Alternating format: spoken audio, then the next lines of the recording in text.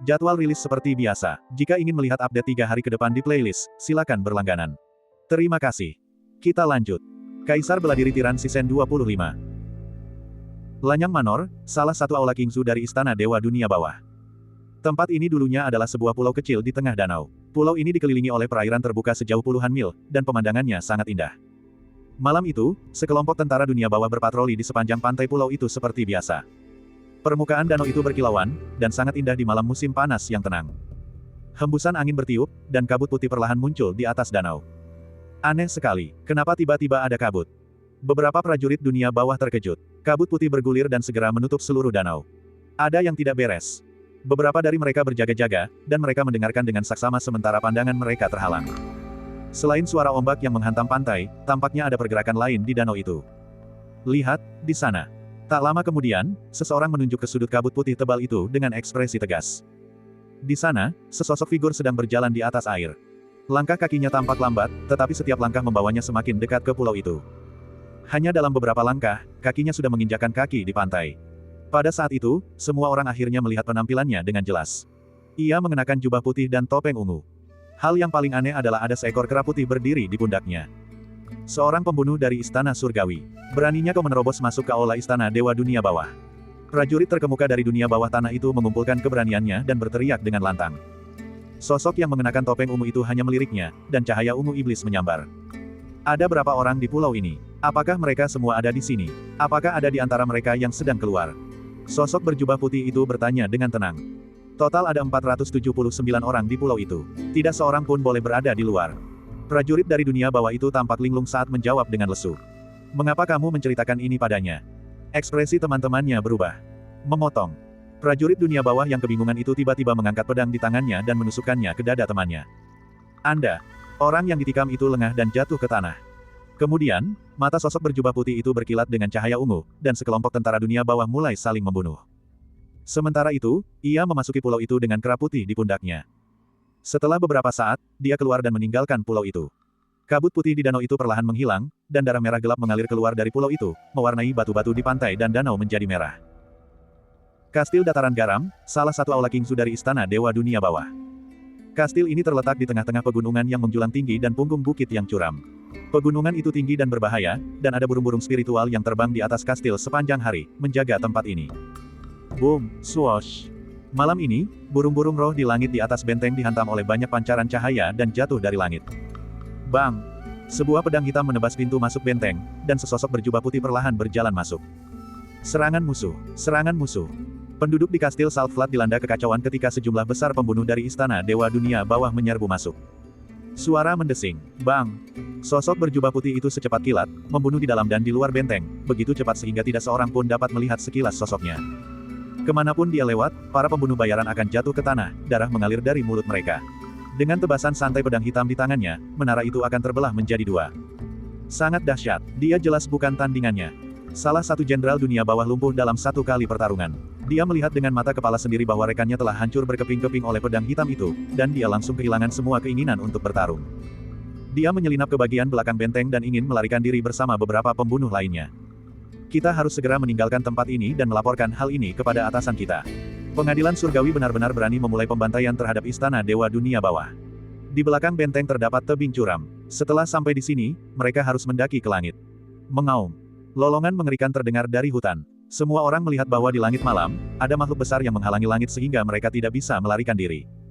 Yang bisa mereka lihat hanyalah sepasang mata emas besar berbentuk lentera. Jangan, kumohon lepaskan aku. Makhluk raksasa itu mengulurkan telapak tangannya yang ditutupi rambut putih, menutupi langit dan bumi. Semua orang begitu ketakutan hingga kaki mereka lemas. Bang! Pada akhirnya, puncak tebing berlumuran darah. Di dasar tebing, terdapat potongan-potongan mayat yang tak terhitung jumlahnya. Jeritan dan tangisan terdengar terus-menerus dari dalam kastil Saltflat. Api berkobar di mana-mana, dan darah mengalir seperti sungai. Ketika semua suara akhirnya berhenti, sosok berjubah putih itu tiba di puncak tebing dan bertemu dengan kera raksasa. Langit akan segera cerah, hanya tersisa satu tempat. Wajah Gu Chen dipenuhi kelelahan. Setelah bertarung terus-menerus, dia telah menghabiskan banyak energi. Kera raksasa itu menyusut dan berubah menjadi kera kecil berwarna putih. Ia melompat ke bahu Gu Chen dan menggosok-gosok wajahnya dengan lelah. Kau sudah terlalu sering membesar malam ini. Serahkan tempat terakhir padaku. Jangan menyerang lagi. Gu Chen berkata dengan penuh kasih sayang. Dia mengeluarkan ramuan yang dapat mempercepat pemulihan dari cincin penyimpanannya. Dia memakan satu dan memberikan sisanya kepada kera putih itu. Kera putih itu memakan semua ramuan itu seperti kacang dan menepuk dadanya, menandakan bahwa ia masih baik-baik saja. Aku tahu kau sangat berkuasa. Gu Chen tertawa tanpa sadar dan kembali melayang ke langit. Aula terakhir Istana Dewa Dunia Bawah di Qingzu bukanlah terletak di gunung tinggi atau sungai. Sebaliknya, itu adalah alam mistik. Untuk memasuki alam mistik, orang-orang di dalamnya harus setuju untuk membuka lorong spasial. Ketika Gu Chen hampir mencapai tujuannya, dia menggunakan teknik 3 revolusi tanpa fase. Dalam sekejap, penampilannya berubah drastis. Dia benar-benar terlihat seperti Zhu Yilun. Entah itu ekspresinya, intonasinya, atau bahkan atribut energi esensi dalam tubuhnya, tidak ada perbedaan. Ia berganti pakaian mengenakan jubah longgar. Kera putih itu masuk ke dalam lengan bajunya dan tiba di pintu masuk alam mistik. Berhenti, siapakah kau? Penjaga di pintu masuk melihat Gu Chen dan menghentikannya. Ekspresi Gu Chen tidak berubah. Dia mengeluarkan token Istana Dewa Dunia Bawah untuk menunjukkan identitasnya. Tuan Zhu, tolong. Penjaga itu buru-buru berkata setelah mengetahui bahwa pihak lain adalah seorang jenderal dunia bawah yang telah bersembunyi di Istana Surgawi selama bertahun-tahun. Dia segera menghubungi orang-orang di dalam alam mistik dan membuka jalan antar ruang. Gu Chen disambut dengan hikmat. Pak Zhu, kenapa Anda tiba-tiba kembali? Apakah terjadi sesuatu di Akademi Bela Diri Sejati? Seorang jenderal dari dunia bawah datang setelah mendengar berita itu, wajahnya penuh kekhawatiran. Zhu Yilun adalah mata-mata Istana Dewa Dunia Bawah di Istana Surgawi. Untuk memastikan identitasnya tidak terungkap, dia tidak akan datang ke aula kecuali pada kesempatan khusus. Sesuatu yang besar memang telah terjadi. Gu Chen menirukan nada bicara Zhu Yilun dan mengangguk dengan sungguh-sungguh. Kumpulkan semua orang di alam mistik terlebih dahulu. Aku punya sesuatu untuk diumumkan. Apa itu? Ekspresi jenderal dunia bawah tanpa sadar berubah dingin. Jangan banyak bertanya dulu. Masalah ini mendesak. Kita sudah mendapatkan izin dari Tuan Jialan. Cepat kumpulkan semuanya. Gu Chen berkata dengan cemas. Jenderal dunia bawah mengira sesuatu yang besar telah terjadi dan segera mengumpulkan semua orang. Sementara itu, Gu Chen mencari tempat untuk duduk dan beristirahat. Sesaat kemudian, semua pembunuh dari Istana Dewa Dunia Bawah di alam mistik telah berkumpul. Jumlah mereka hampir 1000, dan semuanya berkumpul di alun-alun. Pemandangan itu tampak sangat megah. Pak Zhu, bisakah Anda memberitahu kami apa yang sedang terjadi? Apakah Lord Jialan sedang bersiap menyerang suatu faksi? Jenderal Dunia Bawah bertanya. Gu Chen berdiri saat itu. Dia melirik dingin ke arah 1000 pembunuh yang hadir dan berkata dengan acuh tak acuh, tidak ada yang istimewa. Saya hanya ingin memberitahukan bahwa semua aula Istana Dewa Dunia Bawah di Qingzu akan lenyap mulai hari ini. Oh. Semua orang bingung dengan apa yang mereka dengar. Pada saat itu, aura Gu Chen tiba-tiba berubah. Beberapa saat yang lalu, dia masih setenang gunung. Di saat berikutnya, auranya berubah menjadi mengamuk. Ledakan. Aura yang sangat kuat dan mendominasi menyebar dari tubuhnya dan menyapu seluruh plaza. Seolah-olah seekor binatang buas purba telah menabrak mereka. Banyak mata pembunuh dari Istana Dewa Dunia Bawah memutih dan mulut mereka berbusa. Celepuk, celepuk, celepuk. Ribuan pembunuh bayaran tumbang beramai-ramai. Bab 242. 90% pembunuh di Istana Dewa Dunia Bawah pingsan di bawah aura Conate. Yang tersisa hanyalah sekitar selusin jenderal dunia bawah. Di antara mereka, setengahnya merasa pusing dan tubuh mereka bergoyang-goyang. Siapa kamu? Anda bukan Zhu Yilun. Pemimpin para jenderal dunia bawah panik. Wajahnya dipenuhi keterkejutan. 90% dari 1000 kultivator itu tewas dalam sekejap. Siapakah orang ini? Kemampuan mistis macam apa yang dia gunakan? Mengapa dia begitu menakutkan? Akulah yang menginginkan nyawa kalian. Gu Chen berkata dingin. Dia merobek jubah panjangnya dan kembali ke penampilan aslinya. Kera putih itu kembali naik ke pundaknya. Seorang kandidat Dao dari Istana Surgawi. Pemimpin itu langsung mengenali topeng ungu Gu Chen, dan wajahnya langsung pucat pasi. Istana Dewa Dunia Bawah dan Istana Surgawi tidak pernah saling mengganggu. Mengapa kau datang ke aula saya untuk membunuh orang? Dia berpura-pura bingung. Tidak perlu alasan untuk membunuh. Gu Chen menjawab dengan dingin. Dia menjentikkan jarinya, dan beberapa pancaran energi esensi melesat keluar. Cih, cih, cih. Beberapa jenderal dunia bawah, yang pusing karena aura tersebut, lengah. Mereka dibunuh hanya dengan jentikan jarinya. Anda, para jenderal dunia bawah yang tersisa akhirnya menyadari bahwa mereka berada dalam situasi hidup dan mati. Aura mengejutkan meledak dari diri mereka semua. Di antara mereka, beberapa telah mencapai tahap nirvana tingkat lanjut. Sisanya berada di tahap nirvana tingkat menengah. Gu Chen tidak terkejut. Untuk dapat menahan aura bawaannya, seseorang setidaknya harus berada di level yang sama dengannya. Mereka yang jauh lebih lemah darinya tidak akan mampu menahan dampak aura tersebut. Gu Chen jauh dari kondisi puncaknya. Kekuatan fisik, energi esensi, dan energi mentalnya sangat terkuras. Namun, dia tidak gentar menghadapi begitu banyak jenderal dunia bawah. Alam mistik ini sepenuhnya tertutup rapat. Tidak ada risiko kebocoran informasi. Oleh karena itu, dia bisa menyerang dengan segenap kekuatannya. Energi inti dalam tubuh Gu Chen bersirkulasi. Dia melepaskan auranya tanpa ragu-ragu. Meskipun kau adalah calon Dao dari Istana Surgawi, kau hanyalah satu orang. Berani-beraninya kau menerobos masuk ke Istana Dewa Dunia Bawahku. Kau pasti sudah lelah hidup. Ketika banyak jenderal dunia bawah menyadari bahwa tingkat kultivasi Gu Chen hanya berada di alam nirvana tahap menengah, mereka menghela napas lega. Meskipun kemampuan ilahi pihak lawan terlihat sangat menakutkan dan agak familiar, dia baru berada di tahap menengah alam nirvana. Ada begitu banyak dari mereka, jadi mustahil bagi mereka untuk kalah, kan? Energi elemental Gu Chen beredar di seluruh tubuhnya, dan 365 titik akupuntur bintang di tubuhnya terbangun satu demi satu. Energi darah di tubuhnya begitu megah, bagaikan samudra yang luas. Di antara tulang rusuknya, bahkan ada tulang emas yang bersinar cemerlang, memancarkan aura dominasi yang tak tertandingi. Aura mengerikan menyebar dengan dahsyat, seolah-olah seorang raja abadi telah turun ke 9 langit. Banyak jenderal dunia bawah merasakan tekanan yang sangat besar, dan mereka bahkan merasa ingin berlutut dan menyembahnya. Tulang cakrawala tirani. Beberapa jenderal dunia bawah akhirnya menyadarinya, dan mereka berteriak tanpa sadar. Ekspresi mereka berubah drastis. Rambut hitam Gu Chen berkibar saat dia melangkah menuju jenderal dunia bawah. Dengan setiap langkah yang diambilnya, kekuatan luar biasa yang dimilikinya meluap, dan menekan setiap orang hingga mereka hampir tidak bisa bernapas. Ini adalah penindasan mutlak terhadap garis keturunan. Bagaimana mungkin tubuh fana dapat melawan tulang cakrawala tirani? Banyak jenderal dunia bawah secara naluriah mundur, merasakan ketidakberdayaan yang kuat. Itulah tulang cakrawala tirani. Itu adalah salah satu dari 7 konstitusi terbaik di benua itu, dan itu adalah konstitusi yang dimiliki oleh Dewa Perang. Tidak perlu takut padanya, sekuat apapun dia hanyalah satu orang. Selama kita bisa membunuhnya, kita akan memiliki kesempatan besar. Salah satu jenderal dunia bawah menguatkan diri dan berkata, ketika yang lain mendengar ini, mata mereka berubah serakah. Keinginan serakah mereka mengalahkan rasa takut di hati mereka. Mereka meraung marah dan menyerbu maju bersama-sama. Tatapan Gu Chen dingin saat dia mengangkat tangan kirinya dan dengan lembut mencubit kehampaan. Dengung. Sebuah pisau terbang emas muncul begitu saja dari udara, dan aura mendominasi yang seolah mampu memusnahkan segalanya terpancar dari bilahnya. Seven Absolute Tyrannical Saber, jurus pedang pertama. Desis. Gu Chen menunjuk dengan jarinya, dan pisau terbang emas itu menembus alam bawah dengan kecepatan kilat. Cih.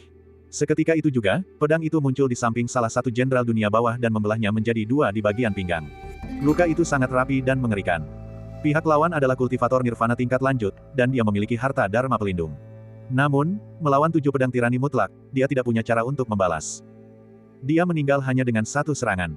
Ketika para jenderal dunia bawah lainnya melihat ini, wajah mereka berubah pucat pasi karena ketakutan. Ini terlalu menakutkan, dia telah membunuh seseorang dengan 1 serangan. Apakah dia masih seorang kultivator nirvana tingkat menengah? Jari-jari Gu Chen menyapu kehampaan, dan sebuah pisau terbang emas lainnya muncul. Kali ini, banyak jenderal dunia bawah merasa merinding. Mereka takut pisau terbang itu akan mengincar mereka di saat berikutnya. Mereka kehilangan semangat untuk bertarung dan melarikan diri. Mereka berlari menuju pintu keluar alam mistik. Dengan begitu banyak orang di sekitar, selama mereka beruntung, mereka yakin bahwa mereka pasti akan bisa lolos hidup-hidup. Desis. Serangan kedua masih secepat kilat. Serangan itu diluncurkan belakangan, tetapi tiba lebih dulu dan menyusul jenderal dunia bawah lainnya. Tidak. Orang itu berteriak ketakutan saat ia mengaktifkan harta dharmanya untuk menghentikannya. Namun, pedang 7 tirani mutlak menebas harta dharmanya dan memenggal kepalanya. 7 jurus dominasi tertinggi dapat dikatakan sebagai kekuatan supranatural terkuat Gu Chen yang mampu menembus permukaan dengan 1 titik. Benda itu tidak bisa digunakan secara normal, tetapi begitu digunakan, nyawa seseorang akan melayang. Gu Chen menggunakan jurus melintasi bintang dan bulan. Dia tampak tenang dan tidak terpengaruh, tetapi dia mampu mengejar musuh-musuhnya dalam sekejap. Dia melepaskan 3 tebasan lagi berturut-turut, dengan cepat menghabisi 3 kultivator lainnya. Pada titik ini, meskipun para jenderal dunia bawah yang tersisa tidaklah lemah, mereka telah kehilangan keberanian sepenuhnya dan hanya ingin melarikan diri. Sayangnya, secepat apapun mereka, bagaimana mereka bisa dibandingkan dengan Traversing Stars dan Moonsteps? Jika mereka bergabung dan mengerahkan seluruh kekuatan mereka, mereka mungkin bisa menjadi ancaman bagi Gu Chen. Namun, mereka berada dalam keadaan panik dan kacau sehingga tidak mampu menahan 1 pukulan pun. Gu Chen tiba di pintu keluar selangkah lebih dulu dari mereka. Dia menatap dingin orang-orang yang tersisa. Dia tidak menggunakan pedang tirani mutlak 7 lagi. Kemampuan mistis ini hanya bisa digunakan paling banyak 7 kali. Selain itu, menggunakannya akan menguras darah dan ki-nya. Dia tidak lagi memiliki energi untuk menggunakannya lagi. Dengan sebuah pemikiran, dia menggunakan pantulan bulan. Dengung. Dengan munculnya 2 Gu Chen secara bersamaan, para jenderal dunia bawah yang tersisa benar-benar putus asa. Mereka bahkan tidak bisa mengalahkan 1 pun dari mereka, apalagi 2. Tuan, tolong lepaskan saya. Beberapa jenderal dunia bawah segera berlutut dan bersujud memohon belas kasihan. Beberapa dari mereka mencoba melarikan diri, tidak mau menerima kenyataan. Kedua Gu Chen menyerang secara bersamaan. Tubuh utamanya menggunakan pedang pembunuh paus dan tanpa ampun membunuh para jenderal dunia bawah yang berlutut. Klonnya menggunakan busur naga banjir iblis hitam untuk menembak para jenderal dunia bawah yang melarikan diri. Pada akhirnya, lebih dari 10 jenderal dunia bawah yang tidak berminat untuk bertarung terbunuh satu persatu. Hanya satu orang yang tersisa. Paha orang itu telah tertembak oleh panah penembus kekosongan Phoenix Putih. Tubuh bagian bawahnya berlumuran darah saat dia merangkak di tanah, berusaha sekuat tenaga untuk melarikan diri. Gu Chen terengah-engah dan hampir kelelahan saat mengejarnya. "Ya Tuhan, selamatkan aku, selamatkan aku." Dia ketakutan hingga berteriak. Namun, Gu Chen tetap berhasil mengejarnya. Gu Chen menginjak punggungnya, menyebabkan dia menoleh dengan ngeri dan berkata, "Kau benar. Maafkan saya, lepaskan saya. Mengampunimu adalah urusan surga. Aku hanya bertanggung jawab mengirimmu untuk menemuinya." Bang! Ekspresi Gu Chen dingin saat dia menginjak kepala lawannya dengan kakinya. Bab 243. Di aula terakhir, semua jenderal dunia bawah telah terbunuh. Ketegangan di hati Gu Chen akhirnya mereda, dan dia berbaring di tanah dengan anggota tubuhnya menghadap ke langit, terengah-engah. Dia telah bergegas ke 13 aula dalam satu malam, dan stamina serta energinya hampir mencapai batasnya. Untungnya, dia berhasil menyelesaikan misinya secara ajaib. Dia tidak melewatkan satu pun dari 11 aula tersebut. Setelah beristirahat sejenak, Gu Chen bangkit dan berjalan kembali ke alun-alun bersama Kera Putih. 90% pembunuh di alam mistik telah terpukau oleh aura dominasi bawaan, tetapi mereka masih hidup. Dia harus membunuh mereka semua secepat mungkin, jika tidak, dia akan gagal total. Ketika tiba di alun-alun, Gu Chen mengerutkan kening sambil melihat 900 pembunuh bayaran tergeletak di tanah. Jumlah mereka sangat banyak, dan akan membutuhkan banyak waktu untuk membunuh mereka satu persatu. Saat itu, Kera Putih melompat turun dari bahunya, dan dengan lambaian tangannya, ia mengeluarkan pohon pelangi kecil itu. Gu Chen langsung mengerti maksudnya, dan dia mengangguk. Kera Putih itu meraih pohon kecil berwarna pelangi, dan melayang di udara. Kemudian, ia menyapukan garis-garis cahaya berwarna pelangi ke arah alun-alun. Cahaya pelangi dengan cepat menyelimuti 900 pembunuh bayaran itu, dan mereka mengerang kesakitan saat pingsan. Daging di tubuh mereka layu dengan kecepatan yang terlihat oleh mata telanjang, dan kulit mereka mengerut, sementara rambut hitam mereka berubah menjadi putih. Pohon pelangi kecil itu terlalu menakutkan. Di bawah kendali Kera Putih, pohon itu secara paksa merampas esensi kehidupan lebih dari 900 pembunuh. Pada akhirnya, lebih dari 900 pembunuh bayaran tewas, dan tubuh mereka berubah menjadi mayat kering. Itu adalah pemandangan yang mengerikan. Gu Chen acuh tak acuh. Dia sudah menjadi seorang pembunuh bayaran yang mumpuni, dan dia memiliki hati yang sekeras batu. Pohon pelangi kecil itu telah menyerap sejumlah besar energi kehidupan, dan seluruh tubuhnya menjadi semakin jernih dan tembus pandang. Gu Chen memberikan perhatian khusus pada hal itu, dan dia menemukan bahwa pohon pelangi kecil itu telah menyerap lebih banyak energi kehidupan daripada ketika menyerap He Fang Zheng, tetapi tidak menghasilkan buah apapun. Tampaknya hanya dengan menyerap kekuatan organ-organ ekstremlah kelainan seperti itu dapat terjadi. Setelah menjarah cincin penyimpanan semua pembunuh dari Istana Dewa Nether, Gu Chen dan Kera Putih berpisah untuk mengambil semua informasi dan harta karun yang berguna di alam rahasia ini. Terakhir kali di lembah Dewa Terpencil, dia telah menghabiskan banyak sumber daya kultivasi. Setelah itu, dia membeli pedang pembelah paus dan busur. Gu Chen sudah kekurangan uang dan telah berada dalam kesulitan untuk waktu yang lama. Malam ini, dia telah menghancurkan 13 aula Istana Dewa Nether, dan kekayaan bersihnya meroket sekali lagi. Secara khusus, 3 aula terakhir dihancurkan olehnya dan Kera Putih. Tidak perlu membagi rampasan perang kepada para pembunuh bayaran lain dari Istana Surgawi. Tentu saja, kekayaan yang mereka peroleh sangat mencengangkan. Dia telah memperoleh harta karun magis yang tak terhitung jumlahnya, kristal esensi, dan pil obat. Gu Chen bahkan telah menemukan air gelap yang berharga, harta karun unik yang hanya ada di Istana Dewa Nether. Gu Chen dan Kera Putih itu menjarah semua yang ada di alam rahasia ini seperti kawanan belalang. Saat itu, langit benar-benar cerah. Gu Chen berdiri di depan sebuah bangunan di alam gaib dan mendongak ke arah patung di atasnya. Bangunan ini dulunya adalah sebuah kuil, dan patung itu melambangkan Dewa Nether tertinggi dari Istana Dewa Nether. Patung Dewa Nether memiliki 9 kepala dan 18 lengan. Patung itu tampak perkasa dan luar biasa, memiliki otoritas tertinggi. Gu Chen menunjuk patung Dewa Nether dengan jarinya, dan energi esensinya melesat menembus udara. Kaca! Kepala patung Dewa Nether terputus oleh jarinya, dan jatuh ke tanah. Aku akan membalas dendam padamu cepat atau lambat. Dia bergumam. Kemudian, dia meninggalkan alam rahasia bersama Kera Putih. Di cabang Kingsu dari Istana Surgawi, banyak pembunuh bayaran yang kelelahan berkumpul di alun-alun. Sambil mengobati luka-luka mereka, sesekali mereka mengangkat kepala untuk melihat gerbang surgawi. Aku penasaran apakah tuanku akan mampu menerobos masuk ke 3 aula terakhir sendirian. Langit sudah cerah sejak tadi, tapi dia belum juga kembali. Aku khawatir dia sedang dalam kesulitan. Banyak pembunuh bayaran memiliki ekspresi muram, dan mereka tak bisa menahan rasa penyesalan di dalam hati mereka. Tadi malam, mereka mengikuti Taoist Chen Zun ke medan perang dan sangat terkesan oleh kehebatan dan strategi pertempurannya. Dalam satu malam, dia telah menghancurkan 8 aula Istana Dewa Nether dan melenyapkan 10 kali lipat jumlah musuh di pihaknya. Ini jelas merupakan prestasi yang patut dibanggakan. Sayangnya, Taoist Chen Zun terlalu gigih dan bersikeras untuk menerobos masuk ke 3 aula terakhir sendirian. Semua orang tahu bahwa 3 aula yang tersisa tidak mudah untuk ditaklukkan. Terutama, salah satunya terletak di alam rahasia, dan menerobos masuk ke sana sama sulitnya dengan mendaki ke surga. Mereka merasa sulit membayangkan bagaimana Taoist Chen Zun akan menghadapi begitu banyak musuh sendirian. Taoist Chen Zun. Perawakan Pang Yong tegap, dan dia tampak seperti pria bertulang baja. Namun saat ini, matanya tak bisa menahan diri untuk tidak memerah. Yang lain juga merasa sedih. Bagaimanapun, mereka telah melewati hidup dan mati bersama. Sekalipun hanya untuk 1 malam, mereka tetap menganggap Gu Chen sebagai atasan yang patut dihormati. Di langit di atas plaza, tanda-tanda dao dari jaring surgawi saling bersilangan, dan sebuah gambar muncul. Ini adalah gambar langsung dari 9 langit, dan ada 4 dewa pembunuh dalam gambar tersebut. Salam, para dewa pembunuh. Para pembunuh bayaran di alun-alun merasakan jantung mereka berdebar kencang, dan mereka semua berdiri dan membungkuk. Di manakah Taoist Chen Gu? Killing God Azure Unicorn bertanya dalam gambar tersebut. Para pembunuh itu saling memandang dalam diam sejenak. Merasakan suasana yang mencekam, Killing God Azure Unicorn pun ikut terdiam. Mungkinkah Chen Gu telah gagal? Ceritakan sesuatu, bagaimana hasilnya? Killing God Rose adalah orang yang tidak sabar, dan dia langsung bertanya. Para pembunuh bayaran itu saling bertukar pandang, lalu, dengan Pang Yong dan para pembunuh bayaran perak lainnya memimpin, mereka menjelaskan dengan jelas apa yang terjadi semalam. Hanya dengan kalian menghancurkan 8 aula istana Dewa Dunia Bawah dalam 1 malam.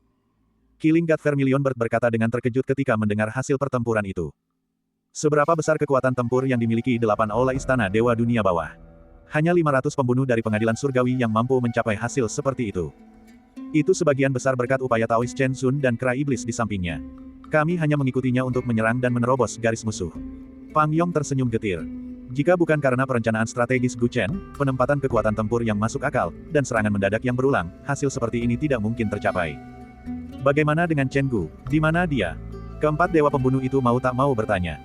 Pang Yong kemudian menceritakan kepada mereka bagaimana Gu Chen seorang diri berhasil menembus 3 aula terakhir. Omong kosong. Killing God Azure Unicorn, yang selalu tenang dan terkendali, menjadi marah untuk pertama kalinya. Dia memang menandatangani perintah militer, tetapi perintah itu tidak mengharuskannya untuk menghancurkan ke-11 aula itu dalam 1 malam. Mengapa dia begitu tidak sabar untuk pergi sendirian? Perintah militer yang ditandatangani Gu Chen hanya mengharuskannya untuk menghancurkan ke-11 aula. Ini sudah merupakan tugas yang sangat sulit, tetapi dia sebenarnya ingin menghancurkan semua musuh dalam 1 malam. Ini sama saja dengan meningkatkan tingkat kesulitan hingga 10 kali lipat. Ini praktis sama dengan mencari kematian. Tuan, Taoist Chen Zun khawatir jika dia tidak bisa menghancurkan semua musuh sekaligus, aula-aula lain akan waspada dan memperkuat pertahanan mereka, sehingga akan lebih sulit untuk menghadapi mereka. Karena itulah dia memutuskan untuk mengambil risiko. Pang Yong buru-buru menjelaskan. Meskipun begitu, dia terlalu sombong sendirian. Killing God Rose menggelengkan kepalanya. Baik dia maupun Killing God Azure Unicorn terdiam. Hari sudah subuh, tetapi Gu Chen belum kembali. Mungkin. Bab 244.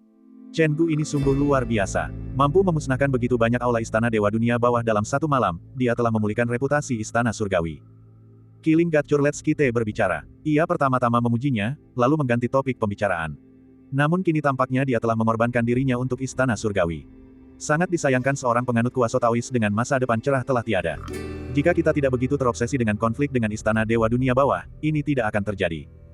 Kata-katanya agak menuduh Killing God Green Kilin dan Killing God Rosette karena menimbulkan masalah tanpa alasan. Meskipun Chen Gu telah gagal, pasukan istana Dewa Dunia Bawah di Qingzu telah sangat melemah. Kita sekarang berada dalam posisi yang seimbang. Setelah ini, tidak bijaksana untuk membuat keributan besar agar keadaan tidak semakin memburuk. Killing God Vermilion Bird juga menyarankan hal yang sama. Maksudmu Chen Gu mati sia-sia? Pembunuh dewa, kata Rosette dengan marah. Karena nasib Jiang Yi tidak diketahui, kami mengirim Chen Gu untuk memprovokasi istana Dewa Dunia Bawah. Pada akhirnya, sesuatu terjadi padanya. Apakah kalian akan terus menguras para elit istana surgawi sebelum kalian merasa puas? Killing God Churletskite mendengus dingin. Balas dendam melahirkan balas dendam. Kapan ini akan berakhir? Kita harus fokus pada gambaran yang lebih besar dan memikirkan para pembunuh lain dari istana surgawi. Dewa pembunuh, Rosette menghela napas. Dewa pembunuh Rosette sangat marah, tetapi dia tidak bisa membantah keduanya. Dewa pembunuh Green Kilin tetap diam, matanya dipenuhi kekecewaan. Apapun yang terjadi, Chen Gu telah memberikan kontribusi kali ini. Beritahu seluruh istana surgawi untuk mengingatnya. Membunuh Tuhan, saran Rosette.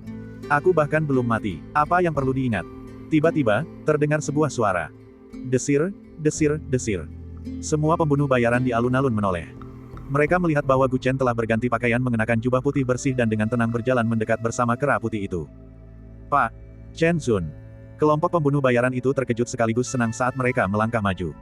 Dalam proyeksi kehampaan, Killing God Vermilion Bird dan Killing God Curlet Skite sedikit bingung. Chen Gu ini belum mati. Dia kembali hidup-hidup, jadi. Gu Chen bertukar beberapa patah kata dengan para pembunuh bayaran, lalu berjalan ke depan proyeksi dan menangkupkan tinjunya ke arah keempat dewa pembunuh itu. Junior Chen Gu tidak gagal dalam menjalankan misinya. Aku telah memusnahkan 11 aula istana Dewa Nether di Provinsi Hijau, tidak satu pun yang luput. Suaranya jelas dan bergema ke segala arah. Tidak satu pun yang terlewatkan. Para pembunuh itu terkejut sejenak, lalu mereka bersorak gembira. Ini adalah sebuah keajaiban. Dalam satu malam, mereka benar-benar mencabut 11 gedung hingga ke akarnya. Di sisi lain proyeksi, Killing God Curlet Sikle dan Killing God Vermilion berterdiam seolah-olah mereka telah menelan seekor lalat. Adapun dewa pembunuh Azure Kilin, matanya berbinar-binar penuh kegembiraan saat dia berseru. Bagus, bagus, bagus. Kamu benar-benar tidak mengecewakanku. Bagus sekali. Dewa pembunuh Roset juga tersenyum. Dia memandang kedua dewa pembunuh itu dengan bangga seolah-olah dialah yang telah menang. Apakah semua penghuni istana Dewa Nether di Provinsi Hijau sudah mati? Bukankah ini terlalu ekstrim? Mata Vermilion Bird dipenuhi kekhawatiran. Aku takut ini akan memicu pembalasan dari istana Dewa Nether. Istana Surgawi tidak akan pernah memiliki hari yang damai. Kita sudah membahas ini sebelumnya. Apa yang sudah terjadi, terjadilah. Jika istana Dewa Nether ingin memulai perang, maka biarlah. Apa yang perlu ditakutkan? Pembunuh Dewa Hijau Kilin, kata Kilin dengan bangga. Kedua dewa pembunuh itu tidak punya kata-kata lain untuk diucapkan. Lagi pula, mereka memang telah menyetujui operasi ini. Sepertinya pertumpahan darah tak terhindarkan. Mari kita bersiap. Killing God Curlet Sikle menatap Gu Chen dalam-dalam, lalu mengibaskan lengan bajunya dan pergi, menghilang dari proyeksi. Chen Gu, kau telah menyelesaikan misi ini dengan sangat baik. Aku akan melaporkan ini kepada Kaisar Langit. Mengenai imbalan spesifik Anda, akan saya beritahukan saat waktunya tiba. Selamat beristirahat. Setelah Killing God Green Kilin selesai berbicara, proyeksi tersebut terputus. Pada hari itu, berita tentang hancurnya 13 aula istana Dewa Nether di Provinsi Hijau menyebar dengan cepat ke seluruh dunia bawah. Hampir semua pembunuh bayaran yang sedikit lebih terinformasi dengan cepat mengetahui berita tersebut dari 3 kekuatan gelap, yaitu Pengadilan Surgawi, Keluarga Acheron, dan Istana Dewa Nether. Pasukan gelap kecil lainnya juga menerima berita itu dengan sangat cepat dan semuanya terkejut. Pengadilan Surgawi telah memusnahkan semua kekuatan istana Dewa Nether di Provinsi Hijau. Apakah kedua kekuatan gelap itu akan memulai perang? Siapa yang akan melakukan hal gila seperti itu? Apakah mereka tidak takut merusak keseimbangan benua ini? Sialan, jika kedua kekuatan gelap itu memulai perang, itu pasti akan memengaruhi semua pihak. Lalu kita harus berpihak pada siapa? Banyak kekuatan di dunia bawah berada dalam keadaan kebingungan. Ini adalah sinyal dimulainya perang. Jika mereka tidak berhati-hati, semua kekuatan akan terseret ke dalamnya. Bersamaan dengan badai yang dahsyat itu, sebuah nama juga muncul dalam benak semua kekuatan gelap. Chen Gu, calon Taois yang baru saja dipromosikan ke Istana Surgawi. Serangkaian desas-desus tentang dirinya digali dan disebarkan dengan kecepatan luar biasa. Dan setelah masalah ini menimbulkan kehebohan di dunia bawah, hal itu juga dengan cepat menyebar ke dunia terang. Seluruh pasukan di 9 negara bagian, terutama pasukan lokal Provinsi Hijau yang berada di dekat 13 aula yang telah dihancurkan, segera siaga seolah-olah mereka sedang menghadapi musuh besar. Kedua organisasi pembunuh bayaran besar telah menanggalkan semua kepura-puraan keramahan. Selanjutnya, serangkaian konflik mungkin akan meletus. Cegah para murid agar tidak terlibat dalam pertarungan dunia bawah. Mulai hari ini, para pengikut klan saya berada di bawah jam malam. Sebelum badai mereda, tidak seorang pun diizinkan keluar sesuka hati. Untuk sesaat, arus bawah bergejolak di Provinsi Hijau, dan semua orang berada dalam bahaya. Di istana bawah tanah yang suram di markas besar istana Dewa Nether. Hari ini, seorang pria berpakaian kuning dan mengenakan topi bambu berjalan tergesa-gesa memasuki istana bawah tanah dan tiba di depan patung megah Dewa Nether. Tuhan yang Maha Kuasa dari alam bawah. Dia memanggil dengan suara pelan. Patung hitam itu seolah hidup kembali. Mata batunya tiba-tiba terbuka dan berubah menjadi sepasang mata merah menyala. Kesadaran ilahi yang agung turun dari langit, dan suaranya tenang dan bermartabat. Apakah Anda sudah menyelidiki masalah ini? Aku sudah mendengar desas-desus itu meskipun aku berada di ibu kota kekaisaran. Pemilik suara itu adalah dewa perang nomor 1 dari Kekaisaran Bumi Tengah, sekaligus dewa alam bawah yang menebar teror di dunia bawah, Huang Fuji. Saya sudah menyelidiki semuanya. Sepasang mata hijau pucat milik pria bertopi bambu itu berkedip-kedip saat dia bercerita secara detail. Orang yang menyerang 11 aula Provinsi Hijau kali ini adalah kuasa Taois baru dari Istana Surgawi, Chen Gu. Konon dia memiliki konstitusi pertempuran Raja Bela Diri Agung yang sudah lama tidak muncul. Anak ini berumur 17 tahun ini, dan dia sangat berbakat. Dia sudah terkenal kurang dari setahun setelah bergabung dengan Istana Surgawi. Dia ditemani oleh Kera Iblis, dan Kera Iblis itu juga sangat berbakat. Dalam kejadian ini, anak ini pertama-tama membunuh He Fangzheng, pendeta ke-35, dan Su Yilun, mata-mata yang kami tanam di Istana Surgawi. Kemudian, dia mengikuti petunjuk dan menemukan lokasi 11 aula. Konon katanya dia sukarela ikut bertarung. Kali ini, pengadilan surgawi tidak mengirimkan pembunuh peringkat emas. Hanya dengan anak ini sebagai pemimpin, dia menghancurkan 11 aula kita hanya dengan 500 orang. Juga, pria bertopi bambu itu berhenti sejenak saat berbicara. Lalu apa? Dewa dunia bawah berkata dengan acuh tak acuh. Anak ini sangat berani. Saat dia menghancurkan aula terakhir istana Dewa Nether, dia juga memenggal patungmu. Bab 245. Mata merah padam itu dalam kegelapan tak bisa menahan diri untuk tidak menyipit. Sepertinya anak ini menyimpan dendam padaku. Pria bertopi bambu itu tertawa aneh. Tuan, bukan hanya itu. Menurut penyelidikan saya, setengah tahun yang lalu, paviliun penciptaan ilahi saya dihancurkan oleh King Lin. Saya khawatir itu ada hubungannya dengan anak ini. Oh, apa maksudmu? Anak ini menjadi semacam daosi di istana surgawi tidak lama setelah paviliun penciptaan dewa dihancurkan.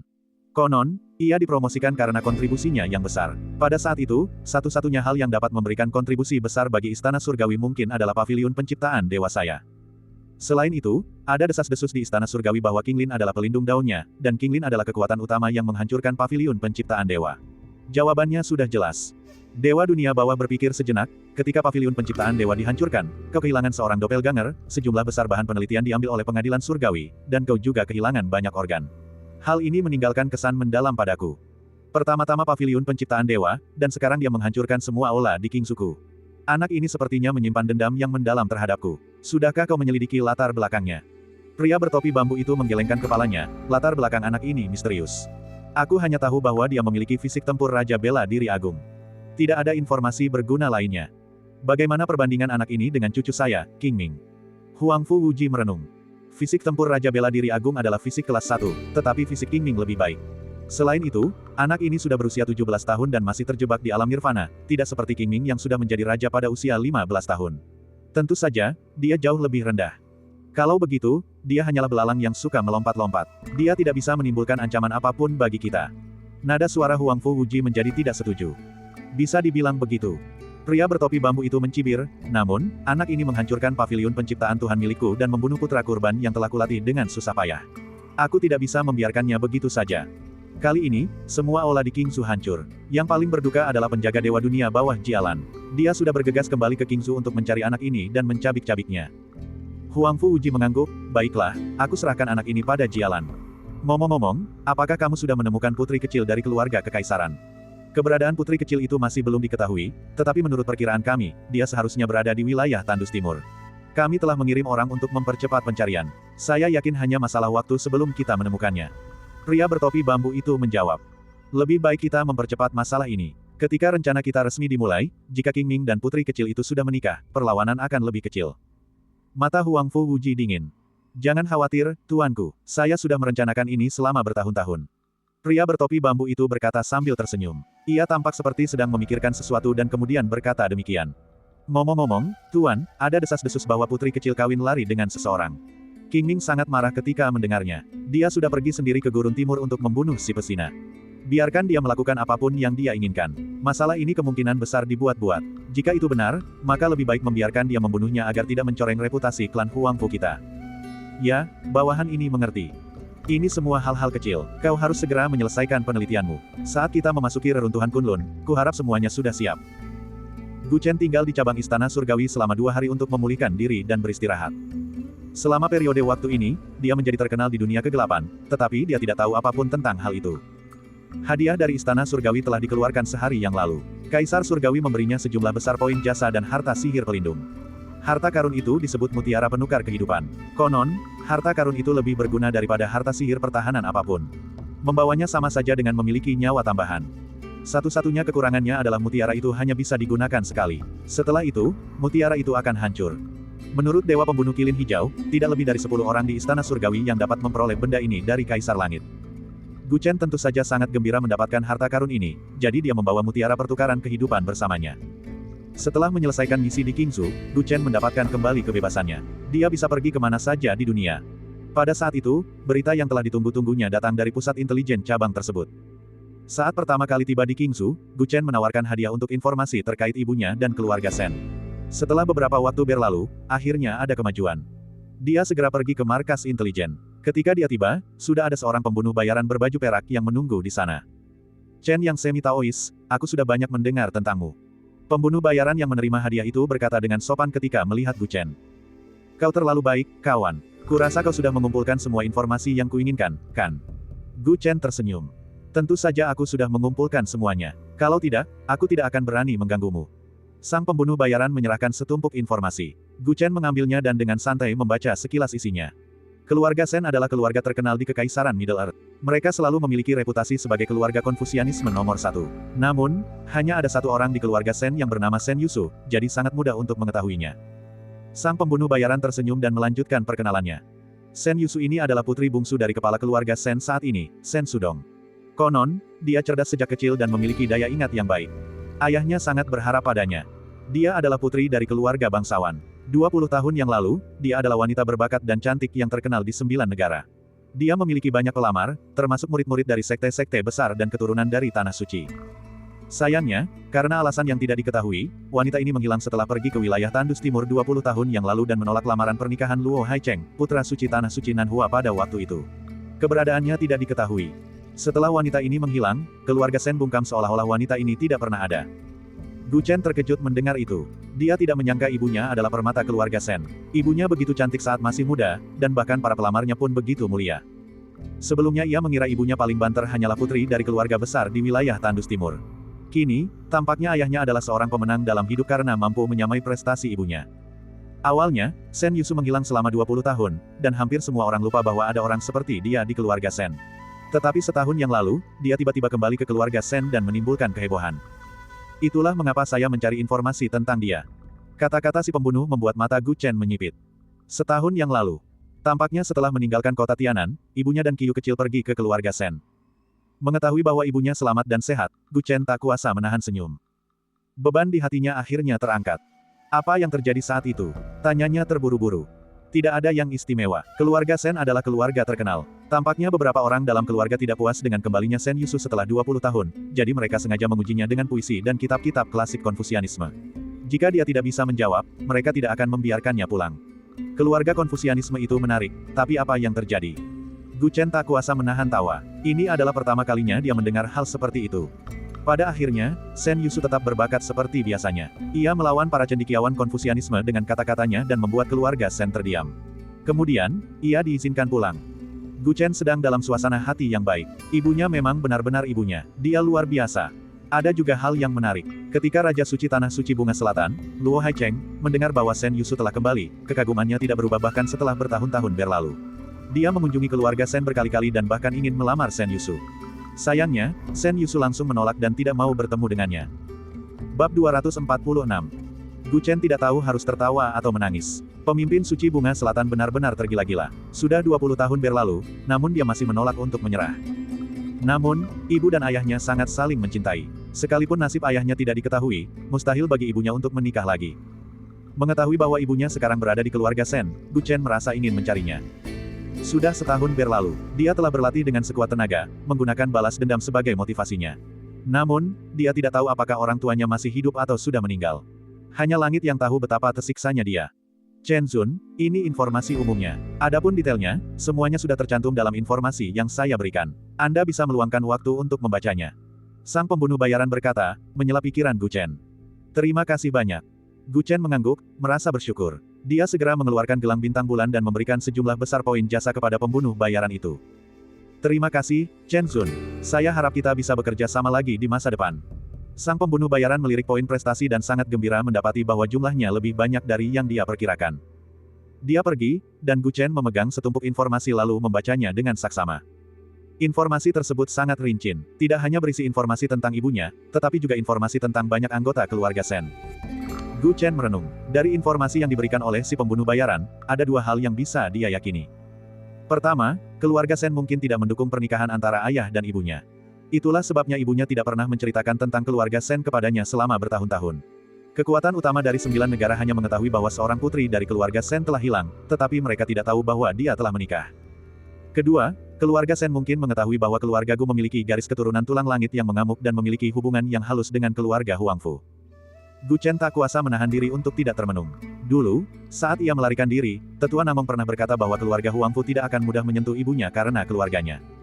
Dari Jilanchu, Gu Chen telah mengetahui bahwa aliran Konfusianisme memiliki pengaruh besar di Kekaisaran Bumi Tengah. Keluarga Sen adalah pemimpin aliran Konfusianisme. Inilah alasan mengapa Huang Fuwuji tidak menyentuh ibunya. Sekalipun dia tidak melakukan apapun, kekejaman terhadap keluarga Gu tidak pernah berhenti.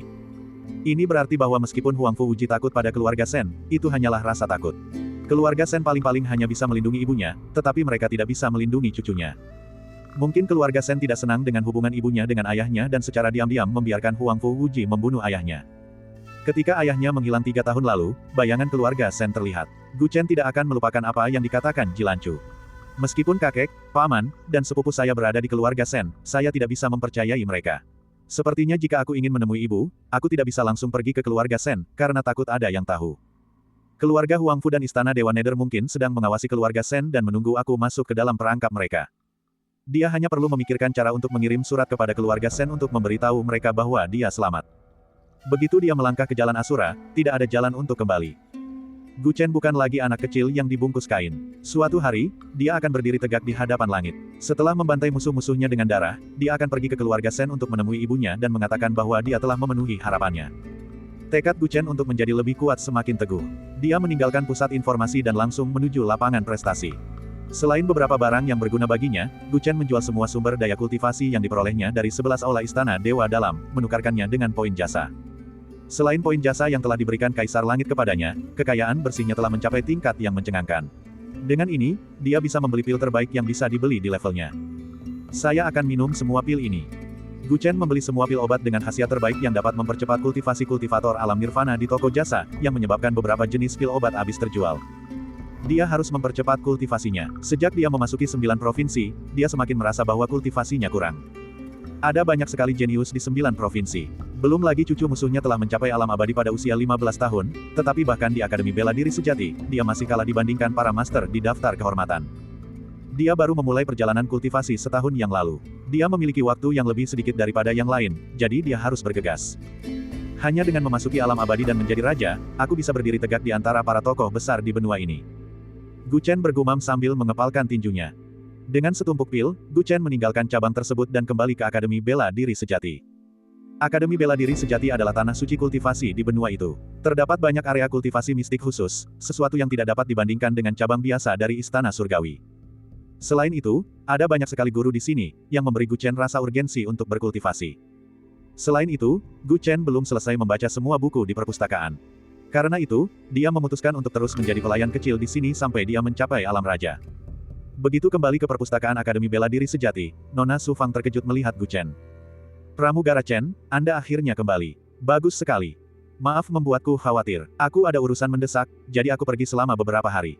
Gu Chen tersenyum dan menjelaskan. Dia menghilang selama beberapa hari tanpa alasan. Dia takut Nona Su akan curiga. Adapun akademi, mereka seharusnya tidak memperhatikan seorang pelayan kecil seperti dia. Senang sekali kau baik-baik saja. Kau tidak tahu betapa tidak tenangnya King Zhu akhir-akhir ini. Nona Su menghela napas. Oh, mengapa tidak damai? Gu Chen bertanya dengan santai.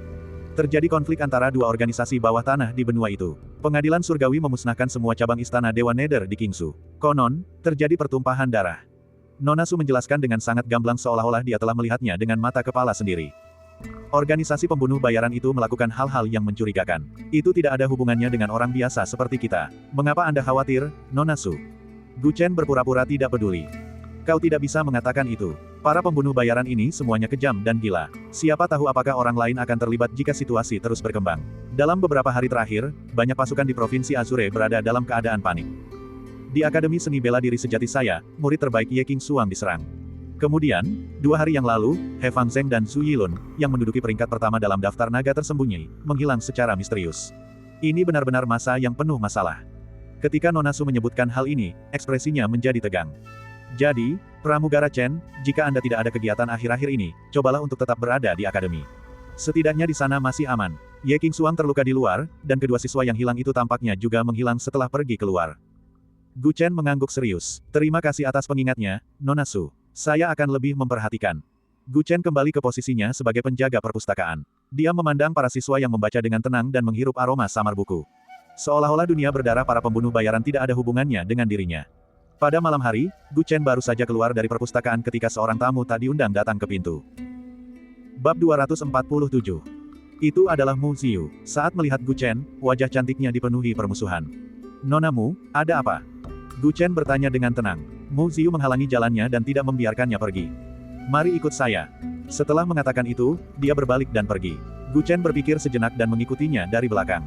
Mereka berdua berjalan ke tepi danau yang terpencil. Tidak ada seorang pun di sekitar. Nona Mu, jika Anda ingin mengatakan sesuatu, Anda bisa mengatakannya sekarang, kan? Aku akan bertanya padamu. Mu Ziyu menarik napas dalam-dalam. Anak Kuaso Dao yang baru dipromosikan di Istana Surgawi, Chen Gu, apakah itu kau? Gu Chen terkejut dan terdiam sesaat. Percuma saja jika Anda ingin membantah. Masalah ini sedang menjadi perbincangan hangat akhir-akhir ini, dan saya sudah mendengarnya. Namamu Chen Gu, dan kau memiliki nama yang sama dengan anak Kuaso Dao dari Istana Surgawi. Konon dia memiliki kera iblis yang sangat kuat di sisinya, dan jika aku ingat dengan benar, kau juga memiliki seekor monyet kecil. Yang terpenting, saya melihat sendiri bahwa Su Yilun bereaksi secara tidak wajar terhadapmu, dan kau bertemu dengan He Fangzheng. Setelah itu, keduanya menghilang bersamaan, dan kamu menghilang selama beberapa hari. Semua tanda menunjukkan bahwa kau adalah iblis yang membunuh tanpa berkedip. Apalagi yang ingin kau katakan? Gu Chen terdiam dan menyadari bahwa dia tidak punya ruang untuk membela diri. Dia ceroboh. Karena nama Chen Gu juga merupakan nama samaran, dia tidak mengganti namanya ketika masuk ke Akademi Bela Diri Sejati. Hanya sedikit orang di akademi yang mengenalnya. Paling-paling, mereka mengenalnya sebagai administrator Chen. Tidak seorang pun akan mengaitkannya dengan para pembunuh dari Istana Surgawi. Namun, Mu Ziyu berbeda. Dialah yang memperkenalkannya ke akademi, jadi dia sangat mengenalnya. Kini, dia akhirnya mengetahui bahwa pria itu telah menghancurkan 13 aula istana Dewa Dunia Bawah. Aku bilang Lancu tidak mungkin menyukai orang yang tidak berguna. Ternyata orang ini berpura-pura menjadi babi untuk memakan harimau. Ketika Mu Ziyu melihat Gu Chen tidak membantah, hatinya dipenuhi kebencian. Aku ingin tahu bagaimana nonamu berencana menghadapi aku. Anda ingin saya meninggalkan akademi. Karena identitasnya telah terungkap, Gu Chen langsung mengakuinya. Huff, boleh saya tanya, apakah Anda ada hubungannya dengan hilangnya He Fangzheng dan Su Yilun? Gu Chen tahu bahwa masalah ini tidak bisa dirahasiakan, jadi dia mengangguk. Jadi itu benar-benar kamu. Dari mana mereka datang? Ekspresi Mu Ziyu menjadi agak rumit. Gu Chen terkejut. Jika dia ingat dengan benar, Mu Ziyu dan He Fangzheng tampaknya memiliki hubungan yang baik. Seharusnya dia tidak bersikap seperti itu terhadap He Fangzheng karena menghilangnya. Kalimat Mu Ziyu selanjutnya membuat Gu Chen tiba-tiba mengerti. King Xuang sudah bangun. Menurutnya, He Fangzheng dan Su Yilun menyerangnya. Gu Chen mengerti dan berkata dengan tenang. Mereka berasal dari Istana Dewa Nether. Mu Ziyu sudah menduga jawaban ini dan tak bisa menahan diri untuk menghela napas. Jadi begitulah, sekarang aku mengerti. Aku tidak menyangka kau begitu saleh. Apa yang kamu pahami? Gu Chen tercengang. Apakah wanita ini salah paham? Mu Ziyu menatap Gu Chen dalam-dalam, dan amarahnya mereda. Pada hari itu, ketika Gu Chen pergi menemui Ye Qingxuang, Su Yilun dan He Fangzheng menghilang. Menurutnya, Gu Chen pasti telah memberi mereka pelajaran untuk melampiaskan kemarahan Ye Qingxuang. Setelah itu, ke-13 aula istana Dewa Nether hancur, yang semakin mengejutkannya.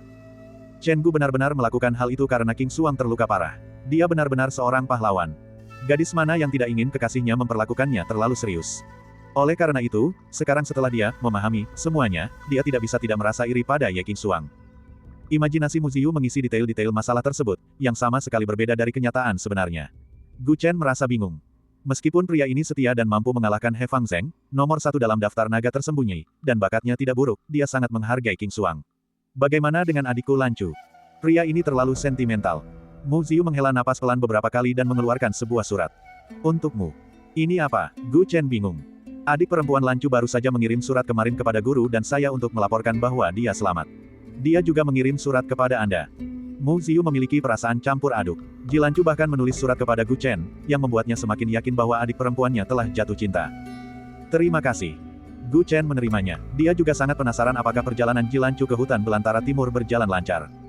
Karena aku sudah berjanji pada adikku untuk mengizinkanmu masuk ke Akademi Seni Bela Diri Sejati, aku tidak akan mengusirmu begitu saja. Mu Ziyu berkata lagi, tapi sebaiknya kau jangan membawa pertarungan di dunia kegelapan ke Akademi, kalau tidak aku tidak bisa membantumu. Wajahnya berubah serius.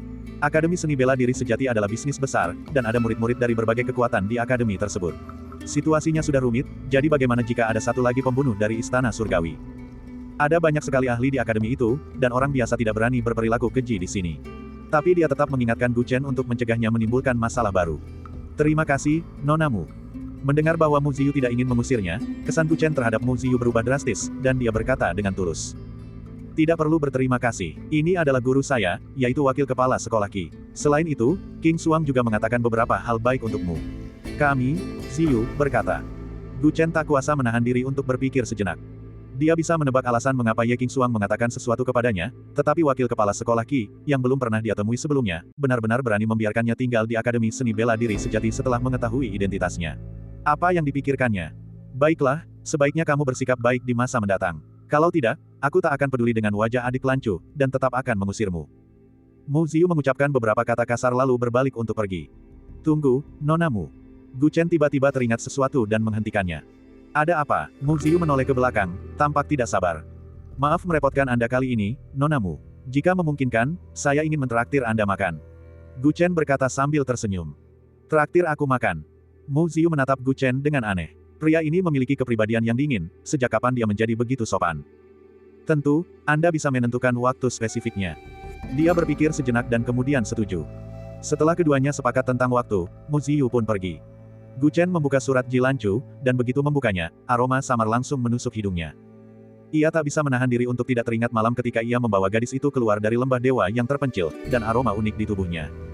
Tulisan tangan Ji Lancu yang halus dan indah terlihat jelas. Gu Chen membaca isi surat itu, dan ia tak kuasa menahan senyum. Gadis itu baik-baik saja, dan surat itu tidak menyebutkan hal penting apapun. Surat itu hanya membahas hal-hal sepele tentang perjalanannya ke pegunungan dan sungai yang menakjubkan di hutan belantara timur. Gu Chen membaca isi surat itu sekali lagi, lalu menyimpan surat itu dan memasukkannya ke dalam cincin penyimpanannya. Setelah berpikir sejenak, dia berjalan ke tempat Ye Qingxuang sedang memulihkan diri. Bab 248. Di ruang perawatan yang dipenuhi aroma obat-obatan. Kupikir kau tidak akan pernah kembali ke Akademi Seni Bela Diri Sejati. Wajah Ye Qingxuang masih pucat. Berbaring di tempat tidur, dia menatap Gu Chen yang baru saja masuk. Kau dan aku masih memiliki kesepakatan yang harus dipenuhi. Gu Chen berkata dengan tenang. Aku tidak menyangka kau adalah orang yang menepati janji. Kau seharusnya tahu keberwereables Jiang Yich, kan? Ye Qingxuang berkata dengan lembut. Gu Chen mengangguk dan secara singkat menceritakan apa yang terjadi padanya. Seandainya bukan karena Ye Qingxuang, dia mungkin akan seperti kelompok pembunuh sebelumnya yang dikirim oleh pengadilan surgawi, yang tidak menemukan apapun di Akademi Seni Bela Diri Sejati dan sama sekali tidak dapat menangkap He Fangzheng. Ye Qingxuang memenuhi perjanjiannya dengan Gu Chen dan hampir mati karenanya. Gu Chen memutuskan untuk memberitahunya informasi tentang Istana Dewa Nether sesuai dengan perjanjian tersebut. Berikut beberapa informasi yang saya dapatkan dari menghancurkan aula Istana Dewa Nether. Ini mungkin berguna bagi Anda. Gu Chen menyerahkan setumpuk informasi kepada Ye Qingxuang.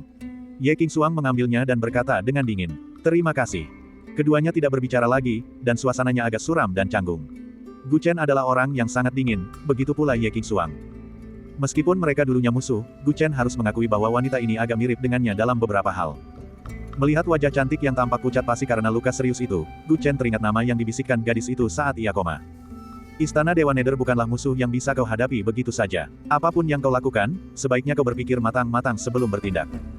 Dia berkata dingin lalu berbalik untuk pergi. Kau juga memiliki kebencian yang mendalam terhadap Istana Dewa Nether, kan? Ye Qingxuang tiba-tiba berkata. Gu Chen tanpa sadar menghentikan langkahnya. Jika bukan karena kebencian yang mendalam, kau tidak akan memusnahkan semua aula Qingzu di Istana Dewa Nether, karena kau tahu itu adalah pelanggaran besar. Kamu tidak akan berhenti, dan aku juga tidak akan berhenti. Karena darah hanya bisa dibayar dengan darah. Dia mengatakannya kata demi kata, dengan nada yang sangat tegas. Kalau begitu, sebaiknya kau menjadi lebih kuat. Kau terlalu lemah. Gu Chen berkata dingin lalu mendorong pintu untuk pergi. Brengsek. Terinspirasi oleh kata-kata Gu Chen, Ye Qingxuang mengertakkan giginya setelah Gu Chen pergi, dan dua baris air mata mengalir dari matanya yang indah. Guru, aku akan menjadi lebih kuat. Aku pasti akan membalaskan dendammu. Gu Chen meninggalkan kediaman Ye Qingxuang, mendongak ke langit berbintang, dan bergumam. Kita semua berada di perahu yang sama. Di bawah langit berbintang yang sama, di sebuah kota kecil yang tidak jauh dari Akademi Bela Diri Sejati. Ah, senior, tolong lepaskan saya, lepaskan saya. Di sebuah ruangan yang didekorasi mewah di sebuah rumah besar yang dijaga ketat, jeritan histeris dan ketakutan seorang gadis muda tiba-tiba terdengar. Di dalam ruangan itu, terdapat mayat laki-laki telanjang tergeletak di lantai, darah mengalir di seluruh lantai. Gadis yang berteriak itu telanjang bulat. Dia berlutut di depan seorang pria berjubah hitam dan bersujud sekuat tenaga. Gadis itu berwajah licik, dan payudaranya sangat besar. Ketika dia bersujud, payudaranya seperti gunung dan puncak. Kamu adalah pacar baru Zhu Yilun. Kamu seharusnya tahu dengan siapa dia berhubungan sebelum dia meninggal. Pria berjubah hitam yang berdiri di depannya mengabaikan pemandangan indah itu, dan suaranya dipenuhi dengan niat membunuh. Senior, Anda salah paham. Bajingan Zhu Yilun itu mencampakkan aku karena orang lain. Aku tidak ada hubungannya dengan dia. Lagi pula, dia hanya hilang. Aku belum pernah mendengar kabar bahwa dia meninggal. Ling Xiaoxiao terisak-isak seperti bunga pir yang layu di tengah hujan. Ia merasa bahwa belakangan ini ia benar-benar telah mengalami nasib buruk selama 8 kehidupan. Hari itu, Zhu Yilun menamparnya di depan semua orang karena manajer yang tidak penting itu. Dia telah kehilangan semua harga dirinya di akademi, dan dia hampir tidak bisa tinggal di sana lagi. Akhirnya, dia menemukan pacar baru yang bukan dari akademi, dan dia sangat murah hati. Saat mereka sedang berhubungan intim malam itu, pria berjubah hitam tiba-tiba muncul. Dia membunuh pacar barunya hanya dengan satu tamparan. Jelas sekali bahwa dia memiliki kemampuan setara makhluk abadi. Wanita itu sangat ketakutan sehingga hanya bisa berlutut dan memohon belas kasihan. Pak Tua ingin tahu semua yang terjadi pada Zhu Yilun beberapa hari sebelum dia meninggal, dan dengan siapa dia berhubungan. Jika kau tidak bisa menjawabku, kau akan mati bersamanya. Mata pria berjubah hitam itu dingin saat dia mengangkat tangannya. Tidak, tidak. Ling Xiaoxiao menjerit dan merangkak mundur dengan panik, memperlihatkan payudaranya yang seputih salju. Pria berjubah hitam itu mengikuti di belakangnya, dan motif burung pipit di tubuhnya sangat mencolok. Dia hendak menyerangnya. Jangan, aku ingat sekarang. Tepat ketika telapak tangan itu hendak mengenai kepalanya, Ling Xiaoxiao berteriak seolah-olah dia sedang meraih sehelai jerami terakhir yang bisa menyelamatkan nyawanya. Manajer Chen. Pria berjubah hitam itu berhenti bergerak, dan dia menyipitkan mata haus darahnya. Siapakah manajer Chen? Hari itu, Zhu Yilun menamparku karena seorang manajer yang tidak penting di perpustakaan akademi. Dia sangat menghormatinya, dan jika aku bertanya dengan siapa dia bersama sebelum meninggal, jawabannya pasti dia. Ling Xiaoxiao berkata dengan cemas. Seorang manajer yang tidak penting di perpustakaan. Siapa namanya? Mata pria berjubah hitam itu berkedip-kedip. Nama belakangnya adalah Chen. Saya tidak ingat namanya. Ling Xiaoxiao berkata dengan canggung. Apakah namanya Chen Gu? Pria berjubah hitam itu bertanya. Ya, itulah namanya. Ling Xiaoxiao mengangguk dengan antusias. Akhirnya aku menemukanmu. Pria berjubah hitam itu memperlihatkan senyum menyeramkan yang belum pernah dilihatnya sebelumnya. Beraninya kau menghancurkan 11 aula yang telah dibangun dengan susah payah oleh orang tua itu, menjadikan orang tua itu bahan olok-olok dunia bawah. Chen Gu, orang tua itu tidak akan membiarkanmu pergi jika aku tidak mencabik-cabikmu. Aura pembunuh yang terpancar dari tubuhnya menyebabkan suhu di sekitarnya turun dengan cepat. Ling Xiaoxiao menutupi dadanya dengan kedua tangannya, dan ia tak kuasa menahan rasa gemetar. Apakah dia masih di Akademi Bela Diri Sejati? Pria berjubah hitam itu bertanya dengan dingin. Ya, seharusnya begitu. Ling Xiaoxiao langsung berkata. Orang tua itu punya misi untukmu. Bawa dia kepadaku. Asalkan kau bisa membawanya kemari, orang tua itu akan mengampuni nyawamu. Pria berjubah hitam itu berpikir sejenak lalu berkata. Terdapat banyak ahli di Akademi Bela Diri Sejati, dan tempat itu dijaga ketat. Bahkan seorang raja tingkat abadi seperti dia pun tidak berani melakukan apapun di sana. Akan lebih baik jika dia bisa memancing orang itu keluar dari akademi, dan dia akan memiliki 100 cara untuk membalas dendam. Pak, saya khawatir dia tidak akan mendengarkan saya dan akan meninggalkan akademi. Ling Xiaoxiao berkata dengan malu-malu. Apa gunanya tubuhmu? Apakah dia tidak akan terpancing jika kamu merayunya? Pria berjubah hitam itu melirik tubuh Ling Xiaoxiao yang menggoda dan berkata. Tapi dia menyimpan dendam terhadapku, dan dia pasti akan berhati-hati terhadapku. Ling Xiaoxiao menjelaskan, wajahnya pucat pasi. Kau tidak berguna. Lupakan saja, aku akan melakukannya sendiri. Dua pancaran cahaya keluar dari mata pria berjubah hitam itu. Bang! Gumpalan kabut hitam menyembur keluar dari tubuhnya, melilit Ling Xiaoxiao seperti tentakel. Ling Xiaoxiao awalnya berjuang, tetapi segera ia kehilangan kemampuan untuk melawan dan melayang di udara dalam keadaan telanjang. Gumpalan kabut hitam mengalir menembus kulit putihnya dan masuk ke dalam tubuhnya, terutama pikirannya. Ketika semuanya berakhir, Ling Xiaoxiao mendarat di tanah. Matanya bersinar, dan senyum aneh muncul di wajahnya. Bab 249. Terdapat ribuan mata air di mata air Qixia. Konon, pada awalnya terdapat urat roh di bawah tanah yang diperbaiki oleh kekuatan Akademi Seni Bela Diri Sejati dan terhubung ke banyak mata air. Sejak saat itu, sejumlah besar vitalitas langit dan bumi memancar keluar dari mata air tersebut. Vitalitas itu begitu pekat sehingga tampak seperti langit dipenuhi cahaya. Efisiensi kultivasi di mata air itu sangat menakjubkan. Oleh karena itu, mata air Qixia merupakan tempat kultivasi yang sangat populer di Akademi Seni Bela Diri Sejati. Di mata air paling utara dari mata air Qixia, Gu Chen duduk di sana, menghirup dan menghembuskan vitalitas langit dan bumi. Sudah beberapa hari sejak dia kembali ke Akademi Seni Bela Diri Sejati. Gu Chen sering pergi ke sana untuk berlatih ketika dia tidak ada kegiatan. Tingkat kultivasinya saat ini berada di tahap tengah nirvana, dan vitalitas emas di dantiannya berbentuk cair. Vitalitas itu telah meluas dari bentuk danau ketika dia berada di tahap awal nirvana hingga sebesar sungai. Ketika vitalitasnya semegah samudera, dia bisa melangkah ke tahap nirvana yang lebih lanjut. Ketika vitalitas cair mencapai puncaknya, ia akan berubah dari cair menjadi padat, membentuk eliksir emas keabadian. Ia akan menjadi seekor naga dan seorang raja. Ketika seorang kultivator melangkah ke tingkat abadi dari nirvana, tubuhnya akan terlahir kembali, dan umurnya akan sangat diperpanjang. Itulah asal mula nama tingkat abadi. Mencapai tingkat keabadian secepat mungkin adalah tujuan yang ditetapkan Gu Chen untuk dirinya sendiri. Di Akademi Seni Bela Diri Sejati, terdapat lingkungan kultivasi yang unggul, dan tidak ada gangguan. Ditambah dengan tumpukan ramuan berharga yang baru saja dibelinya dari toko jasa dan kebajikan, kultivasi Gu Chen telah berkembang pesat dalam beberapa hari terakhir. Vitalitas dalam tubuhnya mengikuti jalur teknik alam bintang surgawi selama beberapa hari, menyerap khasiat pil dan sejumlah besar vitalitas. Ketika kembali ke dantiannya, vitalitas itu jelas lebih kuat daripada kemarin. Pada saat itu, Gu Chen berhenti berlatih dan mengeluarkan sebuah buku rahasia, lalu membacanya dengan saksama. Buku rahasia ini berasal dari He Fangzheng. Ini adalah sebagian dari pemahaman dan pengertiannya tentang jurus tinju musik mematikan. Selama pertarungan dengan He Fangzheng malam itu, jurus tinju pembunuh berirama milik He Fangzheng telah menimbulkan banyak masalah bagi Gu Chen. Dia tidak pernah menyangka suara itu bisa begitu mematikan. Oleh karena itu, dia tidak bisa melupakannya. Setelah menemukan buku rahasia ini dari barang-barang He Fangzheng, dia akan mengeluarkannya dari waktu ke waktu untuk mempelajarinya, berharap mendapatkan sesuatu. Jurus ritmik Dead Blow diciptakan berdasarkan modifikasi tubuh dan tulang nada milik He Fangzheng. Oleh karena itu, sangat sulit untuk meniru kekuatannya. Namun, semua metode mengarah ke tujuan yang sama. Dengan persepsi jenius Gu Chen, dia telah memperoleh sesuatu dalam beberapa hari terakhir. Dia memejamkan mata dan menarik napas dalam-dalam, otot-otot di tubuhnya mengembang dan berkontraksi. Berdebar, berdebar. Tak lama kemudian, detak jantung Gu Chen meningkat, dan terdengar suara seperti genderang dari tubuhnya. Frekuensi suara ini sangat unik. Setelah mendengarkannya dalam waktu lama, seseorang tanpa sadar akan merasakan tubuh dan pikirannya menjadi berat. Organ-organ dalamnya perlahan berdenyut dan darahnya terasa mendidih. Pada saat itu, Gu Chen tiba-tiba mengangkat tangan dan menjentikkan jarinya. Dentang. Gelombang suara yang memekakkan telinga dipancarkan dari ujung jarinya. Banyak daun di pohon di kejauhan berguguran. Meskipun aku tidak memiliki tulang penghasil suara, dan mustahil tubuhku seaneh He Fangzheng, tubuhku kuat dan paru-paruku kuat. Aku bisa mensimulasikan serangan sonik. Gu Chen bergumam pada dirinya sendiri. Dia menatap jari yang mengeluarkan serangan sonik itu dan termenung. Serangan barusan bahkan tidak cukup untuk membunuh seekor kucing, apalagi membunuh seseorang dengan temperamen musik. Namun, dibandingkan beberapa hari yang lalu ketika dia benar-benar tidak tahu apa-apa, dia sekarang jauh lebih baik.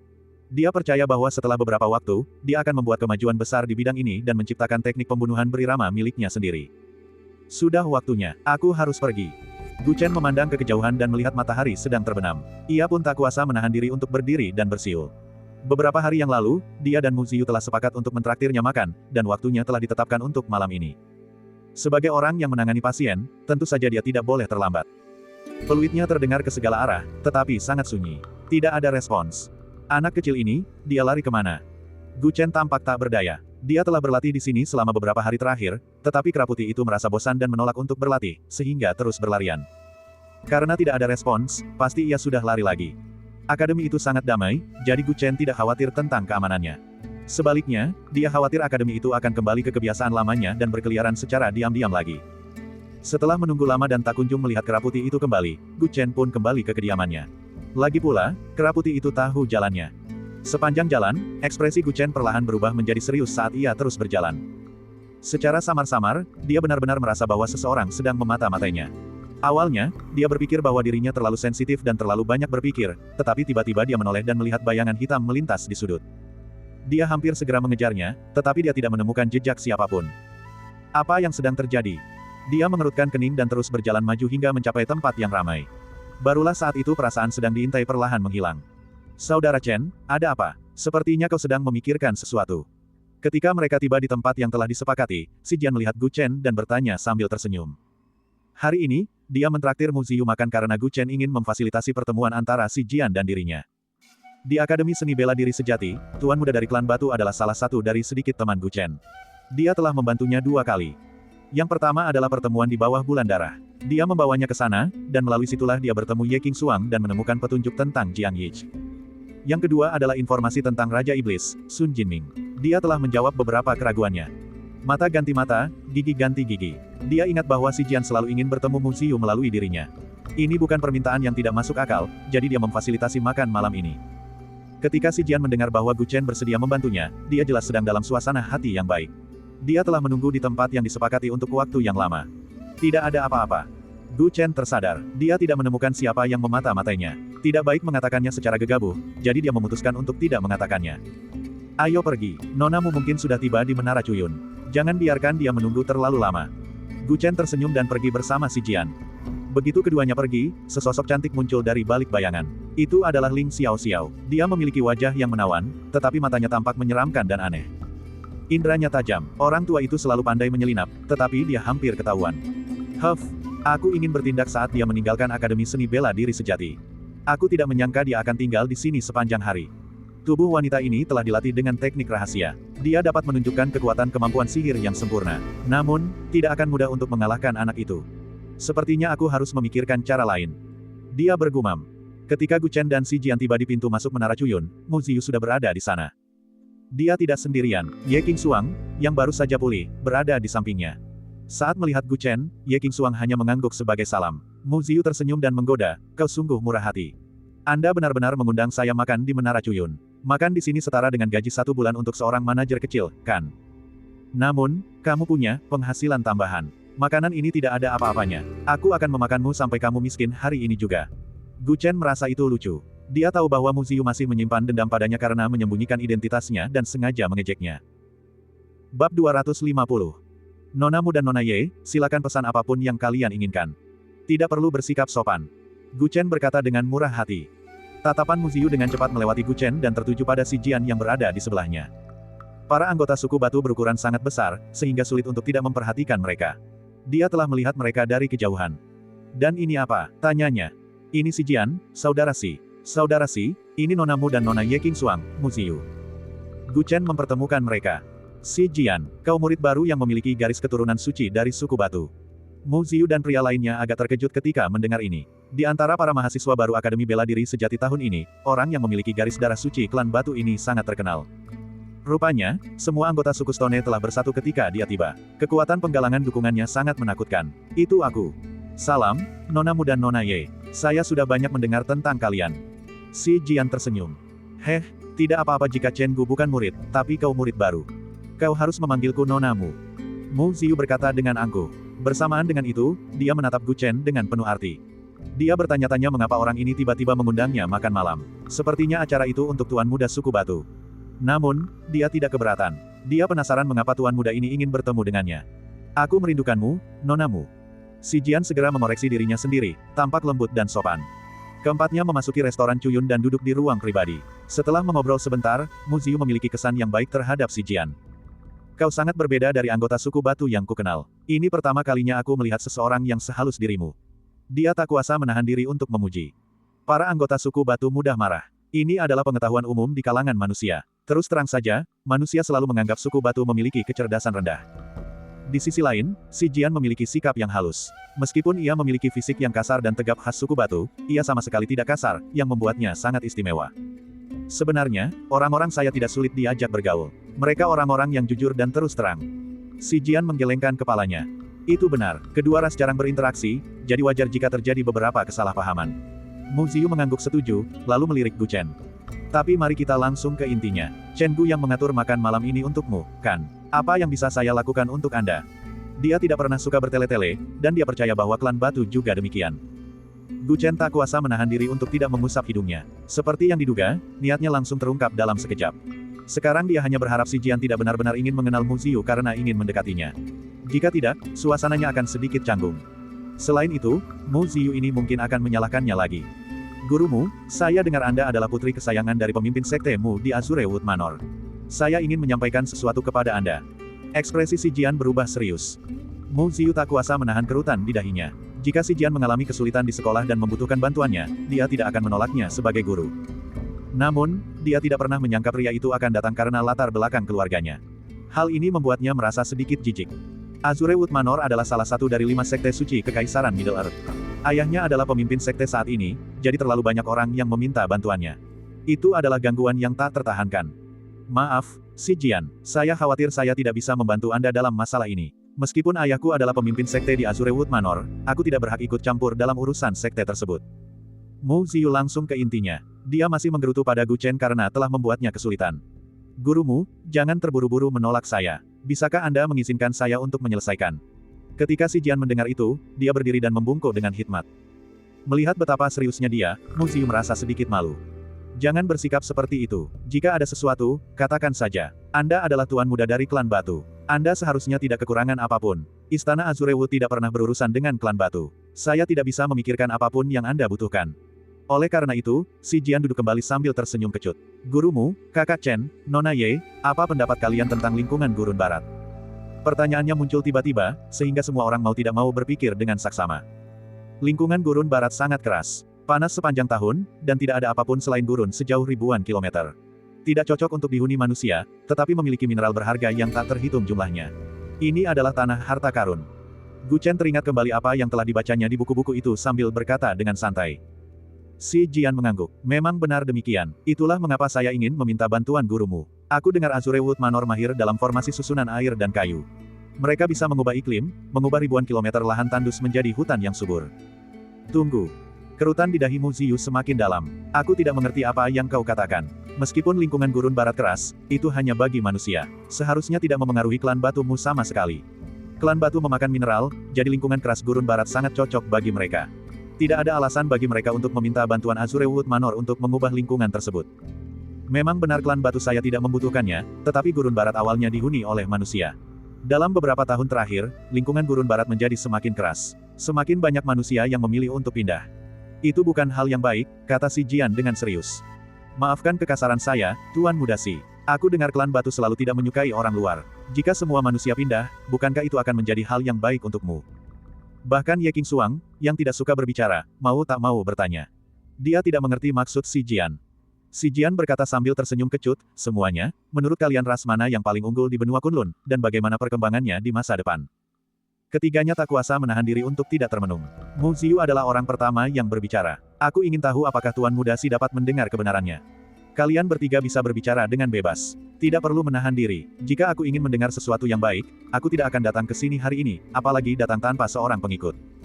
Mu Ziyu segera melupakan kekhawatirannya. Ras yang memiliki pengaruh terbesar di benua Kunlun selalu ada 5. Mereka adalah ras hantu terpencil timur, ras iblis dataran utara, ras iblis pegunungan selatan, klan batu gurun barat kalian, dan kita manusia. Di antara mereka, ras manusia kita adalah yang terbesar baik dari segi jumlah maupun pengaruh. Jejak ras manusia kita ada di setiap wilayah. Keempat ras asing tersebut telah lama menjadi minoritas dan berada dalam posisi yang tidak menguntungkan. Si Jian tidak membantahnya, ia mengangguk dengan tenang. Benar sekali, umat manusia adalah yang terkuat di benua Kunlun. Terlebih lagi, Anda memiliki banyak keunggulan. Tren ini hanya akan memburuk di masa depan. Selain itu, sejak lama, klan Stone saya bersifat konservatif, menentang orang luar, dan tidak mau bergaul baik dengan umat manusia. Saat mengatakan ini, Gu Chen teringat 2 kali ia tanpa alasan yang jelas menyinggung klan batu. Mereka memang menyimpan permusuhan yang mendalam terhadap umat manusia. Berdasarkan sejarah benua Kunlun, integrasi ras adalah tren yang terjadi. Jika klan batu kami terus menolak orang luar, kami akan punah cepat atau lambat. Wajah Si Jian dipenuhi kekhawatiran. Oleh karena itu, saya berpikir untuk memulai dari diri saya sendiri, untuk mendorong hubungan simbiosis dan pemahaman antara klan batu dan umat manusia. Memperluas wilayah oasis manusia di gurun barat adalah langkah pertama. Hanya ketika ras-ras saling berhubungan dan memahami satu sama lain, barulah kita dapat menjaga perdamaian dan memastikan kelangsungan hidup klan batu saya. Umat manusia tidak perlu khawatir tentang masa depan.